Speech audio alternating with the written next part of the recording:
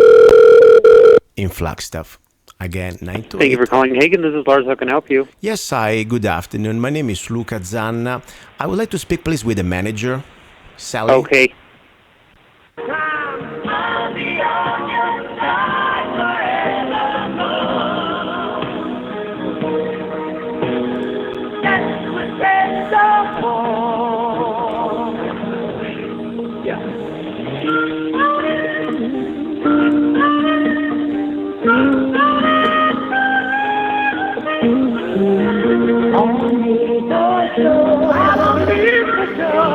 Terrible music. I wouldn't shop just because of the music.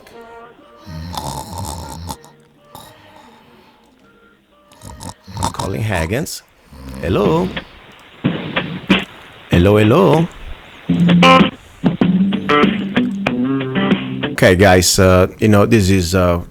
I had to cut it off. The phone keeps ringing, and that's fine. Maybe they're closing out of business, but please try to call anyway. Maybe Hagen's headquarters, and try again. I'm on the show now. I can stay 10 minutes on the air waiting for somebody to answer to the phone. So call Hagen's, and hopefully you can get somebody and let them know, by the way, do you have a sign or not? If you have a sign, please post the sign so it's pretty much in plain view. We can see it. And more important, let them know, if you have a sign, no guns allowed. Express your feelings if you really want to go to shop in a place where law-abiding people are disarmed. Because remember, at the end of the day, criminals do not care about that sign. Or maybe, yes, they do care because they love signs like that. So they know that the only person with a weapon is going to be themselves, and everybody else is unarmed. So it's the time to stand up together. Let's find out what really is going on Hagen's in Flagstaff and tell him what you think. And maybe you should also try to help out a little bit. My case, at the end of the day, tomorrow could happen to you what's happening to him, okay? You're listening to Love, Guns, and Freedom with Luca Zanna. Now we have a caller. He wants to say something about guns, and I'm always willing and looking for people who want to call. Don't forget, if you want to be on the show, just go to my website, lovegunsfreedom.com, send me an email, zanna@zanna.us, and I'll be happy to bring you up, okay? Now, here we go. Here we go, guys. This is the second part of the second hour, Love, Guns, and Freedom with Luca Zanna. This is now going to be a little bit more about technical, practical things. If you have a rifle, and you should have a rifle, if you're listening to this show, I hope you can have more than one rifle, maybe a family of rifles. But, at the end of the day, you have only two arms. You must have your main rifle.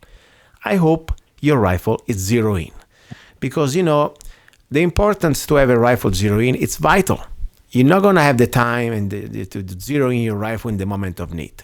And what does exactly mean zero in the rifle? And how do you zero in the rifle? And there are different rifles out there, of course. Today I would like to focus mostly on the platform of the M1A or M14, the military version of the M14. My favorite rifle, by the way. Chamber in 308 or 7.62x51. The battlefield rifle for excellence.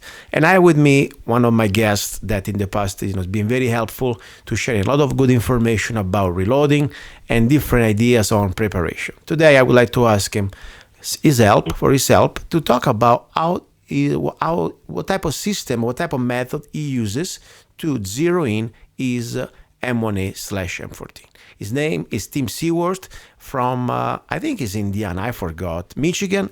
Tim, where are you from? I forgot. Wisconsin. Oh my God, I was completely spaced out. I was out 2 hours in the heat. My brain is fusing. Anyway, good to see you again, Tim. How are you? Oh, hear from you. How are you? I am well, Luca. Thank you. How are you? Pretty good. A little tired. When I go to town, it's always, for me, it's like in a journey. I hate going to town, especially when I go in buildings like the USPS. It's kind of a stressful drama. No gun-free zone. And, of course, they don't even give you the option to, you're stuck with them, at least, if you want to ship mail, regular letters, but they disarm you, and then you need to leave your gun in the truck and get it back. And meanwhile, their incompetence is kind of always at its best. But regardless, I digress. Let's talk about this topic. First of all, what is your main rifle that you consider your rifle? Well, my main rifle is also the M14 /M1A. That is the rifle I originally learned how to shoot. Perfect.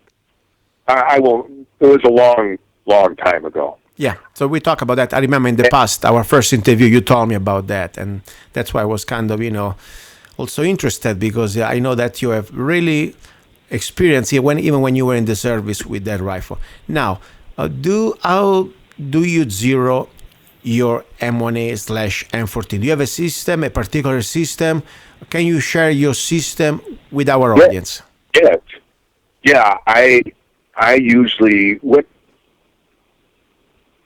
referred to. I leave my 200-yard zero on my rifle. I have shot hundreds and hundreds of rifle matches with the M1A. As a matter of fact, I've gone through 2 barrels. Wow. On one M1A. That's how many matches I've shot with an M1A. Anyway, I usually leave a 200-yard zero on my rifle. Now, first of all, I would like to deviate just for a moment here, and that is that it's my habit that I would clean my rifle after every match, and typically an NRA rifle match is an 80-shot match with sighters, so you end up shooting 88 rounds. Close to 100 rounds. So that's quite a bit of shooting, so you should clean your rifle after that much. But I don't always clean the gas system after every match. I would generally, when I was doing a lot of shooting, I would clean the gas system after every other match, after about every 200 rounds or so. Wow. Okay. After that point, the gas piston and the face of the gas plug get pretty carboned up, and also the end of the op rod gets pretty carboned up after you've shot about 200 rounds. So the reason why I said that is because a dirty rifle and a dirty gas system in particular will affect how your rifle shoots. That's the reason why I brought that up. And my 200-yard zero is 6 clicks up from the bottom. Okay. You turn the elevation knob all the way down, and you just come up 6 clicks, and that typically is for a center mass hold. When I shoot rifle matches, when I used to shoot with an M1A, I don't hold 6 o'clock like a lot of people do, and like a lot of people have taught. It was always my idea, my mindset that if I want the bullet to go in the middle of the target, then that's where I'm going to aim. So I would hold the center of the target with the top of the front sight, and that's the reason why I only come up 6 clicks. Okay. If you're holding a 6 o'clock hold, then you need to come up 2 more clicks. Exactly. So question is, I normally I do my first pre-zero, at least my close distance zero at 25 yards, and then I let's say finalize it or verify it at 200 yards. We're talking about with a general basic 762 by 51 or 308 ball, 147 grain or so, basic round. Do you ever do the 25 yards pre-zero, as I call it? I don't know if it's the right term, but that's the way I call it. No, I never. Well, I've shot at Camp Perry several times, and when you go to Camp Perry, they have what they call a small arms firing school, and requirement to attend the small arms firing school at Camp Perry if it's your first time there. Wow, that's pretty So, exciting. and that's with an F-16 and at 25 meters. Mm-hmm. I'm just curious. I never been at Camp Perry. You know, is it open to the Oh, it's a public? lot of fun. Is it open to the public? You go there? Oh Anybody? yeah, Anybody can yeah. go there. It's open to the public, Wow. but it's not like it used to be. Unfortunately, like just about everything else. I mean, the first time I went to Camp Perry was 25 years ago, Mm-hmm. and it was the rifle, the high power rifle portion of Camp Perry is 2 weeks long. Mm-hmm. The total of Camp Perry, the national matches, is over 5 weeks long, but the high power rifle portion is 2 weeks long, and the first week is referred to, or used to be referred to, as board week, and that was when, back in the day, when they used to issue you your ammunition. Mm-hmm. And they stopped doing that. I don't remember exactly when, but they stopped doing that a number of years ago, mostly because so many people started using ARs. But because the only ammunition that they would issue was 7.62 by 51 or 30 caliber for the M1 Garand. Mm-hmm. That was the only ammunition that they would issue. Okay. And there's 4 matches for the first week during board week, and then the second week is referred to as NRA week when they have the NRA National Championship. Mm-hmm. And what that is it's 3 80-shot matches for a total of 240 shots for a total possible score of 2,400 points, shot over a 4-day period. Wow. And that's Exciting. what that is. Never done that. Very good. Question now, if I can have you a question about I want to. Go ahead, finish, please. Go ahead. As far as zeroing the M1A, what you need to do, I mean, if you have a new rifle and it's your first time to go to the range, Mm-hmm. you need to take a I can't remember the exact size. You can move the front sight by loosening there's a little set screw, a little Allen head set screw Mm-hmm. on the front sight, and if you loosen that, you can move it to the left or the right, and you really need to have the front sight adjusted for a no-wind zero, what's referred to as a no-wind zero. And how you do that is you hopefully you do this when there's no wind blowing. I know that's not always feasible, but theoretically you should do this when there's no wind blowing. And you start out with the rear sight in the middle, according to the little hash marks on the bottom of the rear sight, and you move the front sight so that you're shooting in the middle without moving the rear sight, and then you have your front sight zeroed for a no-wind zero. Okay. You really need to do that, and the reason why I say this is because there can be a significant discrepancy in your zero for your front sight on the M1A. As a matter of fact, I have an M1A where the front sight is noticeably over to one side for a no-wind zero. Mm-hmm. And the reason why you do this is so that you have the maximum amount of windage adjustment in your rear sight. Exactly. So that you start out when you're shooting, you start out shooting a match or whatever, you have your rear sight in the center, and then you have your maximum adjustment either way, because obviously if you don't do this, then you're going to be at a disadvantage on one side or the other. Okay.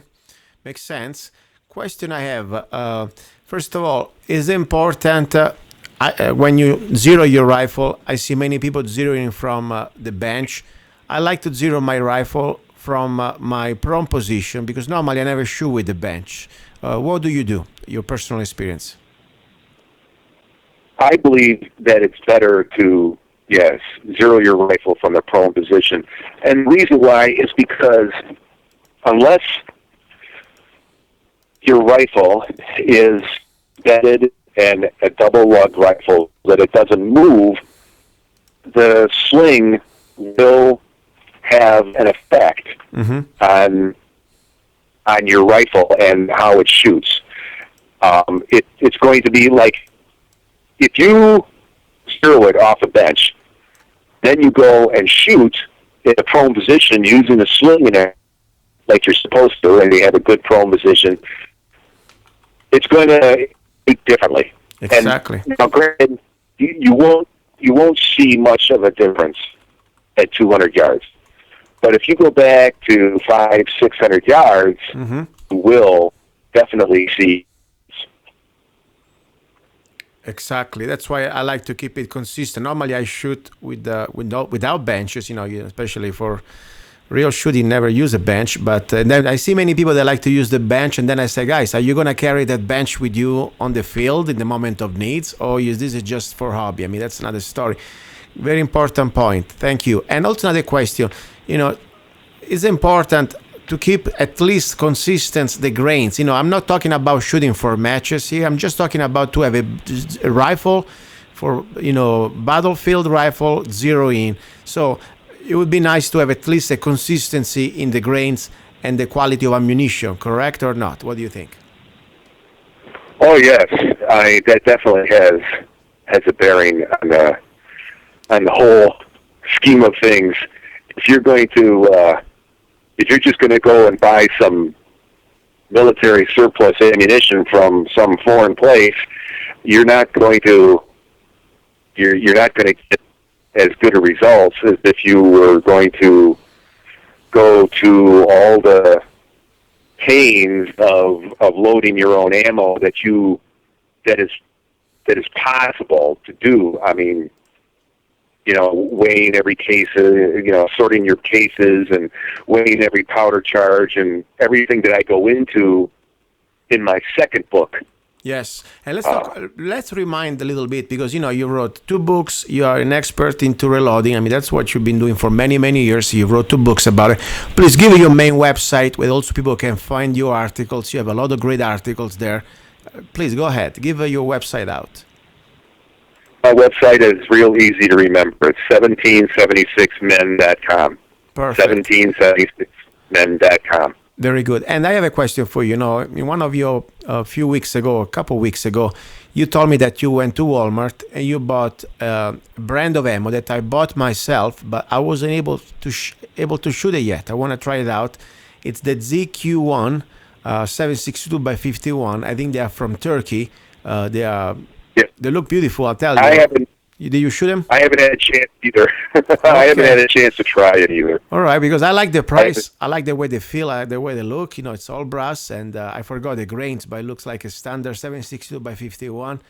And the price was fair. It was like $9.99 or something like that. I was pretty excited about the quality from outside, but I was hoping to find somebody who could shoot it. It's a 147 grain full metal jacket, reloadable, so it's worth also for the brass for people that like yourself that you reload.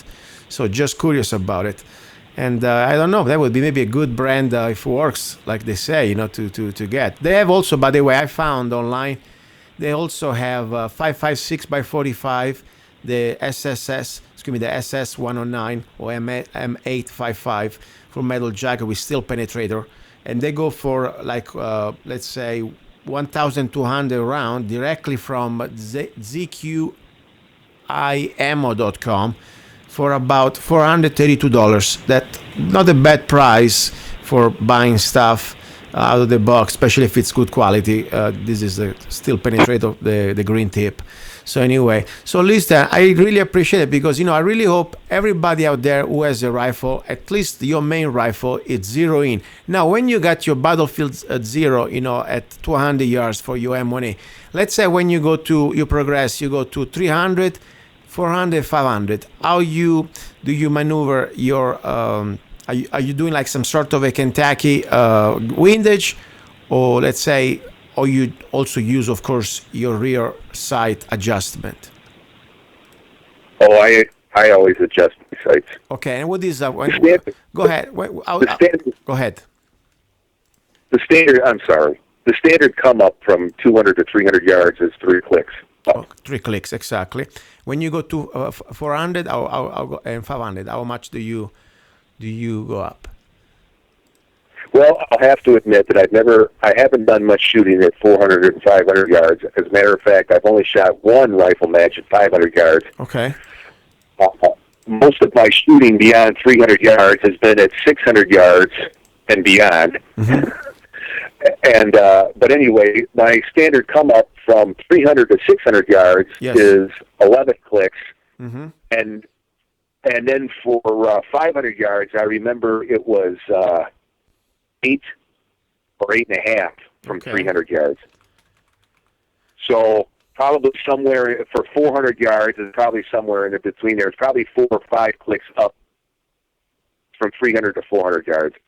Okay, perfect. This is and remember, guys, you got to experiment it with your rifle and with your ammunition, and that's the very important thing. It takes a little time, but it's important process. Do you have any article? I know you have a lot of beautiful articles on your website. Do you have any article about how to sight in your M1 Garand or M1A rifle?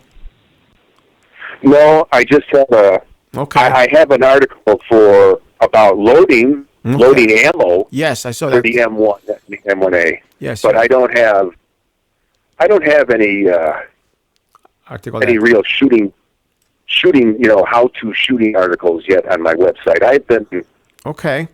I found a good article, at least seems like a good article. I want to double check it on fulton-armory.com. And I will post that also, the link on lovegunsfreedom.com, how to zero in your M1A. And this is something, every one of you guys have different tips of experience. Please share them. If you want to be on the air, I welcome you. My only goal here is, to share information with all of us, because, to be the best rifleman in town, it doesn't really help the cause of freedom. I wish every person, every law-abiding person who believes in freedom, who believes in defending this republic, is a good potential rifleman. That's the only way we can deter a tyranny. So we are here to share this information. So anybody that say, guys, I know another system or another way, easier, whatever, give me a call, or even better, send me an email. Go to lovegunsfreedom.com. There is my email there. And I'll be happy to bring you up. Everything that, and I don't care if you are with a school or without school. I'm not here to pimp or push anybody. I just want to give good information out to my listeners so you can become better law-abiding people that will understand how to use weapons for self-defense or to defend freedom. I want to give you the floor and I want to thank you. You got 1 minute, Tim, whatever you want to say. I would just like to say, please visit my website, 1776men.com. It's an online magazine. It's free. I don't ask for any donations or anything like a lot of other places, and I never will. It will always be free. The information, I just put it out there, all the information on my website, because I think it's valuable and necessary. Perfect. And I really appreciate your time and your help. Guys, you're listening to Love, Guns, and Freedom with Luca Zanna. Now, don't go away. There is a little bit of music, and then we go for our number 3. This is going to be a very important hour. Today, about love, is going to be love for your fellow human, for your fellow neighbor, for me, people who are ready to stand for freedom. You remember what happened at the Bundys last year or so? Guess what? Now the same situation is happening here in Mojave County. I met a person, the man, who's standing against the BLM and for the principal that is refusing to pay for fees that's supposed to be not a privilege by right. Anyway, you will see it. We really need everybody. That's why this is the hour of love. I will bring him in, and I hope every one of us start to decide how we're going to stand up together as free Americans. Don't go away. You're listening to Love, Guns, and Freedom with Luca Zanna. Now we know the truth, and we are not afraid of you. You can try to take our body, but you will never take our soul. You will never take our freedom. You will never take our pride. We will resist you. We will expose you. We will defeat you. Long live to the Republic. Death to the New World Order. Luca Zanna. December the 17th, 2009. Moana County, Arizona.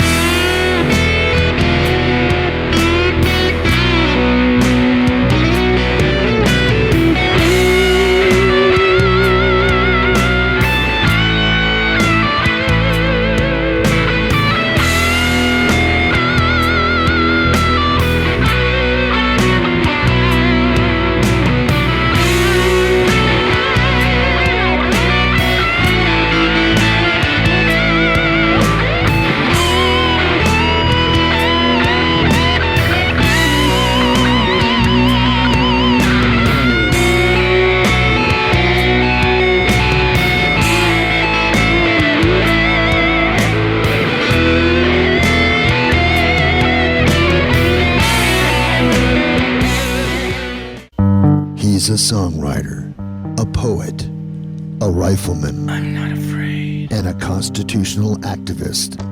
I'm not afraid. Italian by birth, I'm not afraid. American by choice. Luca Zanna I'm not afraid. and his new CD, Love, Guns, and Freedom. 16 powerful songs on one CD from the heart of a patriot.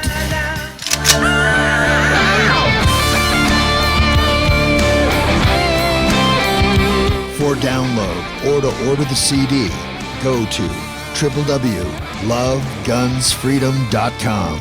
That's www.lovegunsfreedom.com. Lyrics for your mind, music for your heart.